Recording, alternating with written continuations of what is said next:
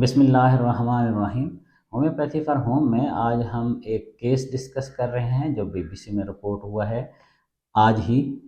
سب سے گندے سب سے میلے انسان کا جو ایران میں فوت ہو گیا، اس کا ہم کیس ڈسکس کریں گے، اس کے پیچھے اس کی ساری زندگی کی جو جرنی ہے اس کا روٹ کاز ڈسکس کریں گے، پھر ہم تجزیہ کریں گے ہومیوپیتھک میڈیسن کے ریفرنس سے، اور پھر میں بتاؤں گا کہ عام طور پر اس طرح کے جو انسان ہوتے ہیں ان کا یہ ایٹیٹیوڈ کیوں ہو جاتا ہے، بیہیویئر کیوں ایسا ہو جاتا ہے، اور اس کو حل کرنے کے کیا کیا طریقے ہو سکتے ہیں۔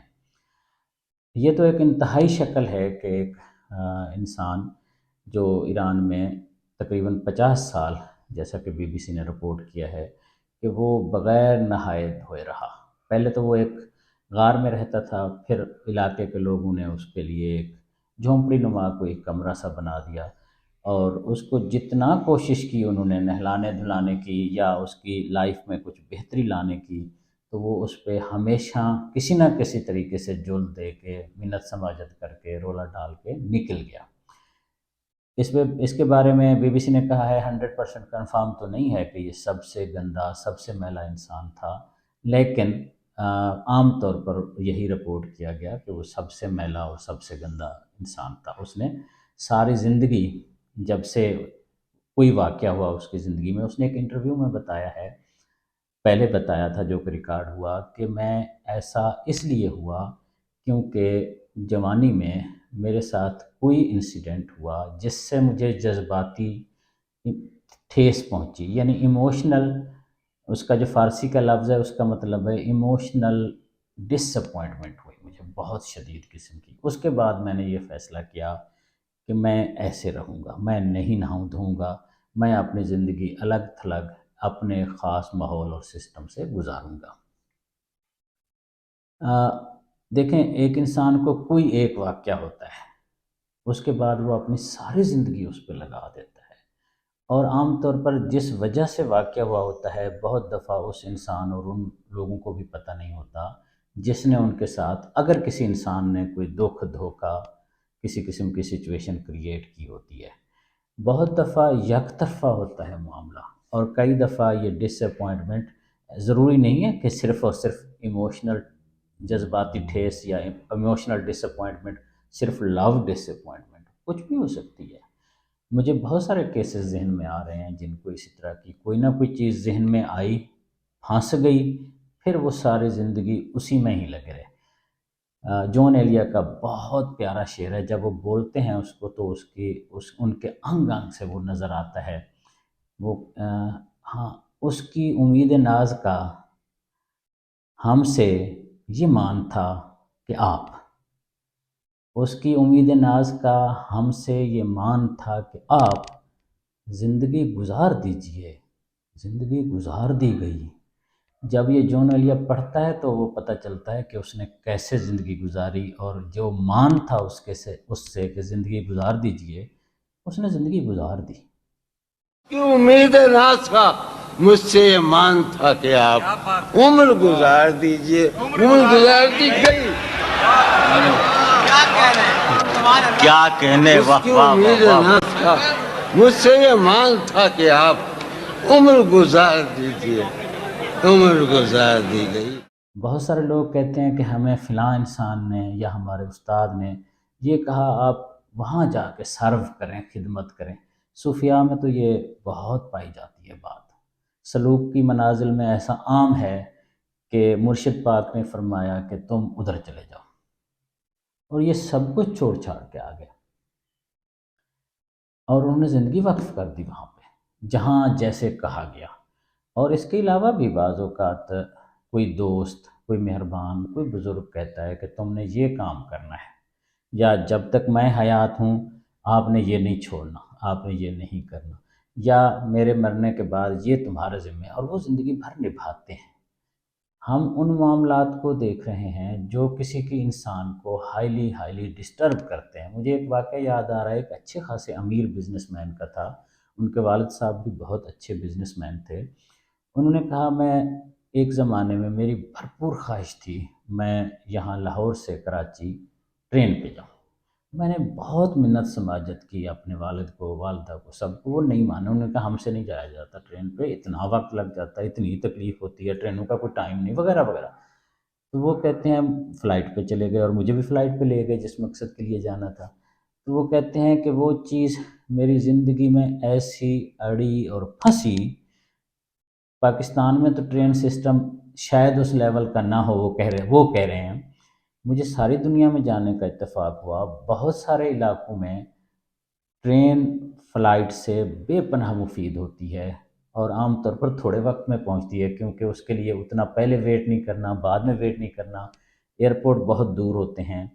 لیکن اس کے باوجود وہ کہتے ہیں میں سٹی ایریا میں بھی جہاں ٹیوبز ہیں، یو کے میں ہو گیا، یورپ میں ہو گیا، امریکہ میں ہو گیا، میں ٹرین نہیں یوز کرتا، کچھ بھی ہو جائے، اور مجھے کوئی ٹرین سے پرابلم نہیں، بس وہ ضد اور پھانس اڑی ہوئی ہے، میں نے اس کو چھوڑنا نہیں ہے۔ بہرحال میں نے اس کا ٹریٹمنٹ کیا، اس کے مسئلے تو اور تھے، مجھے نہیں پتا کہ اب وہ ٹرین یوز کرتے ہیں یا نہیں، لیکن یہ بات ان کی مجھے حل کر گئی میرے کیس کو، کہ انسان ایک چیز پہ ایک ڈس اپوائنٹمنٹ کی وجہ سے اپنی ساری زندگی اس نے لگا دی، جس چیز پہ اڑ گیا اور پھنس گیا تو پھنس گیا۔ یہ لوگ سمجھتے یہ ہیں کہ یہ ان کو ڈیلوژن ہوتا ہے۔ ڈیلوژن کیا ہوتا ہے؟ ان کو لگتا ہے کہ بس جب یہ نہیں کیا تو پھر کوئی فائدہ نہیں۔ جیسے جیسے ہم نے ایران والے صاحب کا ذکر کیا، حاجی امو ان کا نام بتایا جا رہا ہے، انہوں نے یہ فیصلہ کیا کہ اگر یہ نہیں تو پھر کچھ بھی نہیں، چاہے جو بھی چیز تھی۔ مجھے پھر ایک مصرع یاد آ رہا ہے، افکار الوی کا، سرائکی کے بڑے مشہور شاعر ہیں، وہ کہتے ہیں اساں ایویں ایویں نہیں تھی گئے، ساڈا ڈھگ سارا نقصان تھی ہے، ساڈا ڈھگ سارا نقصان تھی ہے، یعنی ہمیں جو دیکھ رہے ہو نا ہماری حالت، یہ ایسے نہیں ہو گئی، ہمارا بے پناہ نقصان ہوا ہے۔ تو ڈھگ سارا نقصان جن کو فیل ہوتا ہے کہ ہمارا ہوا ہے، وہ پھر ایک خاص انداز میں چلتے ہیں۔ یہ صاحب جو تھے، ان کو جب نہلایا دھلایا گیا تو ان کا وہ مان ٹوٹ گیا، ان کی وہ ساری زندگی کی تپسیا ختم ہو گئی، جس بیس پہ اس نے 50-60 سال گزارے تھے، جب اس کو نہلایا گیا تو پھر وہ سارا کا سارا زندگی بے مقصد ہو گئی۔ جس خواب میں، جس ماحول میں، جس آن اور بان سے وہ اپنے دل میں سوچتے تھے میں رہ رہا ہوں، سلفر کا پیشنٹ آگے ہم ڈسکس کریں گے، وہ ان چیزوں کو کمال سمجھتا ہے، وہ سارا کا سارا ظاہر ہو گیا۔ ابھی تھوڑا عرصہ پہلے ایک صاحب نے جس نے کئی سال پہلے چپ رہنے کا فیصلہ کیا تھا، ابھی اپنی چپ توڑی ہے، اور انہوں نے کتاب بھی لکھی ہے، اس کا ہم کسی اور وقت ذکر کریں گے، وہ کئی سال ایک لفظ بھی نہیں بولا، اور پھر جب بولا ہے تو اب وہ موٹیویشنل سپیکر ہے، گوگل وغیرہ پہ آپ سرچ کر سکتے ہیں۔ اچھا، اب میں یہ کہہ رہا تھا، یہ صاحب جو ہیں، ان کو جب یہ مسائل ہوئے، نہلایا گیا، دھویا گیا زور مزوری سے، کیونکہ اب یہ کم و بیش 90 ایئرس کے تھے، آپ دیکھیں اتنا گندا انسان، اتنا میلا انسان، جس نے 50-60 سال برش ہی نہیں کیا، ہاتھ منہ نہیں دھویا، پانی اتنا گندا وہ کہتے ہیں پیتا تھا، دیکھا نہیں جاتا تھا، زور سے جب اس کو صاف ستھرا پانی پلایا گیا، کچھ ہو گیا، تو اس کی زندگی میں سویرٹی آئی، پرابلمز میں مسائل آئے، اس کی سکن پہ رپشنز آئیں، بہت زیادہ دانے، اس طرح کی چیزیں بن گئیں، اور وہ ان کی موت کا سبب بن گئی۔ لیکن پھر بھی دیکھیں، وہ شخص جس کو ہائیجین کا تصور ہی نہیں ہے، صحیح چیز صفائی ستھرائی اس نے کی ہی نہیں ہے، پھر بھی وہ کم و بیش 90 سال رہا۔ یہ رپورٹ ہوئی ہے، ساری رپورٹ BBC کی، آج اردو میں چھپی ہے، اس سے پہلے ادھر ادھر ہر جگہ چھپ رہی ہے۔ اب میں یہ عرض کر رہا ہوں، ایسا پیشنٹ جو اپنی خرابی کو، جو اپنے گند کو، جو اپنے پاس ہر قسم کے ایشو کو بڑا عالی شان سمجھتا ہو، عالی شان سمجھتا ہے تو وہ زندگی گزار رہا ہے، ورنہ کیوں وہ اس طرح زندگی گزارے؟ کسی ایک ضد پہ آ کے، کسی ایک ڈس اپوائنٹمنٹ پہ آ کے دیکھیں، زندگی میں کوئی اپسیٹنس جب آتی ہے، ایموشنل کوئی ڈرامہ ہوتا ہے، تو وہ زندگی ہلا کے رکھ دیتا ہے۔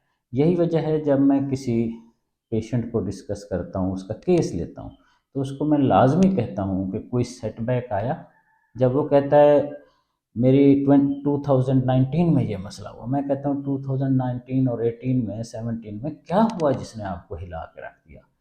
جس بھی انسان کی پیتھالوجی ڈیپ ہے اور بوڑھا وہ زیادہ نہیں تھا، بیماری مسئلے زیادہ ہو گئے ہیں اچانک، اس کے خیال میں اچانک کچھ بھی نہیں ہوتا، حادثہ ایک دم نہیں ہوتا، پہلے کچھ نہ کچھ وقت کچھ نہ کچھ بنتا ہے، کوئی نہ کوئی اس کی سفرنگ ہوتی ہے، جرنی ہوتی ہے، پھر بیماری ایکسپریشن دیتی ہے، تکلیف دیتی ہے، اظہار دیتی ہے.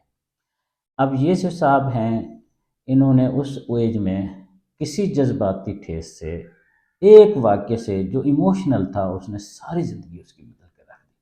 ہماری زندگیوں کے پیچھے بہتریوں میں بھی خرابیوں میں بھی بہت دفعہ کوئی ایموشنل معاملہ ہوتا ہے، اور اگر وہ نیگیٹیوٹی کی طرف لے گیا، صحت کی خرابی کی طرف لے گیا، اگر ہم نے اس کو حل نہ کیا، حل نہ کرایا، پیچھے ہم نہ گئے، نہ دیکھا، تو ہم آگے جتنا جائیں گے مسائل اسی طرح بڑھتے بڑھتے جائیں گے.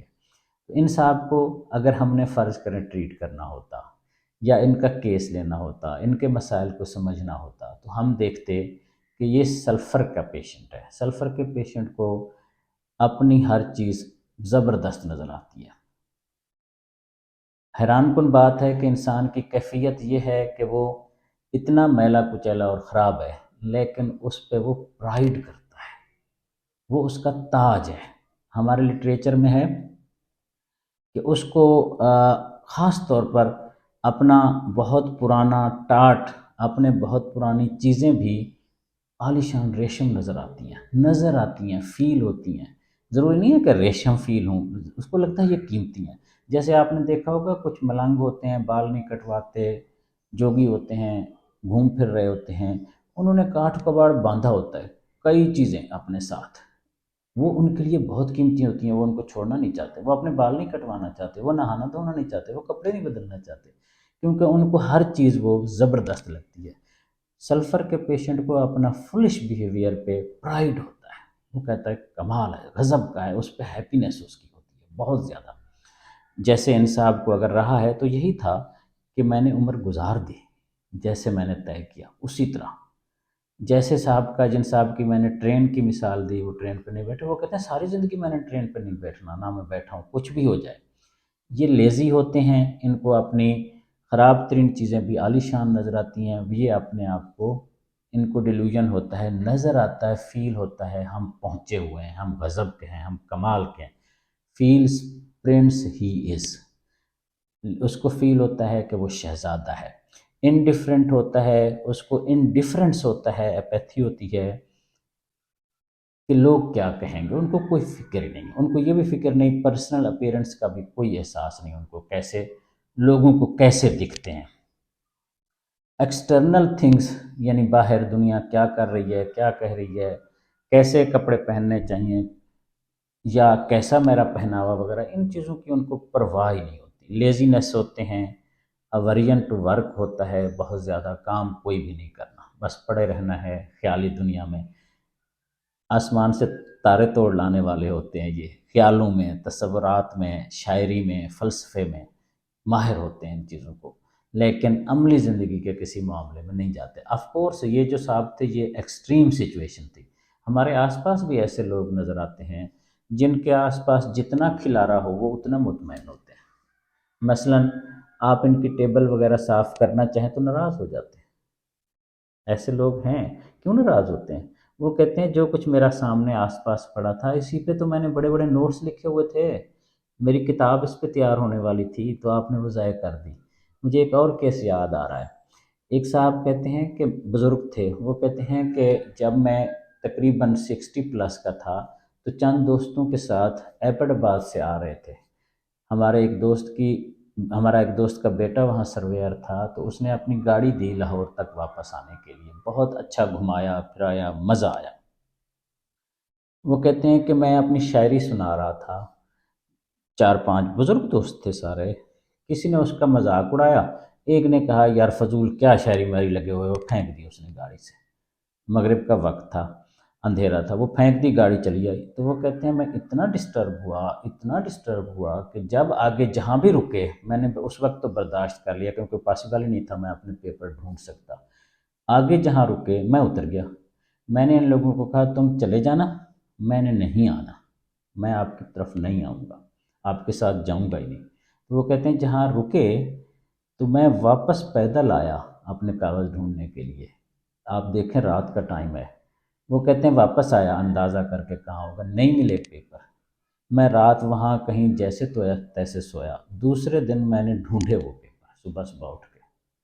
اب دیکھیں اس کے لیے یہ کاغذ کتنے قیمتی تھے، کتنی اہمیت تھی. وہ کہتے ہیں پھر میں ان لوگوں سے ملا نہیں زندگی میں. ایک شاعر کے لیے وہ کاغذ جو عام آدمی کے لیے چیتھڑے ہیں پھینک دیے کسی کے کام کی نہیں، ان کے لیے یہ بہت قیمتی تھے. ان کو عام طور پر سکن ایشوز ہوتے ہیں، جیسے ہم نے کہا ان بزرگ کو بھی بعد میں وہی مسائل ہوئے سکن کے، اور پھر وہ زندگی ان کی امید ختم ہو گئی. ان کی وہ جو ایک نخرہ اور پرائڈ تھا کہ میں ایسی زندگی گزار رہا ہوں، وہ سارا کا سارا ختم ہو گیا. تو ایسے جو لوگ ہیں جن کا میں نے ذکر کیا، تفصیل دی، نہانے سے بچنے والے نہیں نہائیں گے جتنا زور لگا لو. اگر آپ زور سے نہلائیں تو ان کا حشر میں دیکھوں گا. اگر کوئی مجھے ایسی ویڈیو ملتی ہے تو میں لگا دوں کہ ان کو نہلانے کے لیے پورا زور لگانا پڑتا ہے. بچپن میں مجھے یاد آ رہا ہے کہ کئی بچے، ہم چونکہ گلی محلے میں پلنے والے تھے، نہلایا بھی گلیوں میں جاتا تھا، یعنی ماں حویلی میں نہلاتی تھی پانی کے ساتھ، کیونکہ نہیں نہاتے نا تو پھر جسم پہ بہت واضح میل ہو جاتی ہے، تو اس کو رگڑنا ہی پڑتا ہے. ظاہر ہے جب نہیں نہائیں گے، نہیں پراپرلی دھوئیں گے، اپنے آپ کو سیٹ نہیں رکھیں گے، تو وہ بچے دوڑے دوڑے پھرتے تھے گلی محلے میں، اور ہر کوئی پکڑ رہا ہوتا تھا، پکڑو پکڑو پکڑو دوڑا رہا ہے، اور اس کو پکڑ لاتے تھے، پھر نہلاتے تھے. اس طرح یہ بچے بیچارے، بڑے بیچارے نہانے سے صرف سلفر کی ایک خوراک دینے سے، ایک یا ضرورت تو زیادہ، ان کے اندر چینج آنا شروع ہو جاتا ہے، نہانے دھونے کی طرف رغبت ہو جاتی ہے. جس چیز پہ اڑے پھنسے ہوتے ہیں اس سے بعض اوقات نکلنا شروع ہو جاتے ہیں، زندگی کی اور کھڑکیاں دروازے بھی نظر آتے ہیں. وہی سب کچھ بادشاہانہ نظر نہیں آتا جو ہم نے ڈسکس کیا. جو کچھ ان کو لگتا ہے یہ زبردست ہے زبردست ہے، اس کے لیے وہ زندگی ساری نہیں لگاتے، کام کرتے ہیں، خیالی دنیا سے نکل کے واپس آتے ہیں، عملی زندگی میں آتے ہیں. علامہ اقبال کا شعر ہے نا، گر نہ تجھ پہ سہل ہوں زمیں کے ہنگامے. اگر تم عام زندگی کے کام کاج نہ کر سکو تو بری ہے مستی اندیشہ ہائے افلاکی. اگر تم آسمان کے فیصلے کر رہے ہو، یہ ہو جائے وہ ہو جائے، یہ کرنا چاہیے وہ کرنا چاہیے، دنیا یوں ہے، سازشی تھیوریاں سنا رہے ہیں، کہانیاں، واقعات، یہ اس لیے ہوا وہ اس لیے ہوا. یار تم عام سیدھا سادہ ایک دن کی روٹی نہیں کما سکتے، عام کام نہیں کر سکتے، لگے ہوئے ہو. گرنا سہل ہوں تجھ پہ زمین کے ہنگامے، گرنا تجھ پہ سہل ہوں زمین کے ہنگامے، بری ہے مستی اندیشہ ہائے افلاکی. تو سلفر کا ہم نے تھوڑا سا ڈسکس کیا. جن لوگوں میں یہ کیفیات پائی جاتی ہوں وہ عام طور پر سلفر کے پیشنٹ ہوتے ہیں، ان کا کانسٹیٹیوشن سلفر ہوتا ہے. ان کو سلفر میڈیسن جب دیتے ہیں ہومیوپیتھیکلی، عام طور پر ان کی زندگی روٹین میں، لائف میں، عام معاملات میں آنا شروع کر دیتی ہے، بشرطے کہ یہ ایران والے جو صاحب ہیں اس لیول تک نہ جا چکے ہوں. جب زندگیاں لگ گئی ہوں تو پھر وہ واپسی نہیں ہوتی، پھر بھی کچھ بہتری ہو جاتی ہے، کچھ نہ کچھ زندگی کے معاملات میں انسان آ جاتا ہے. Thank you very much.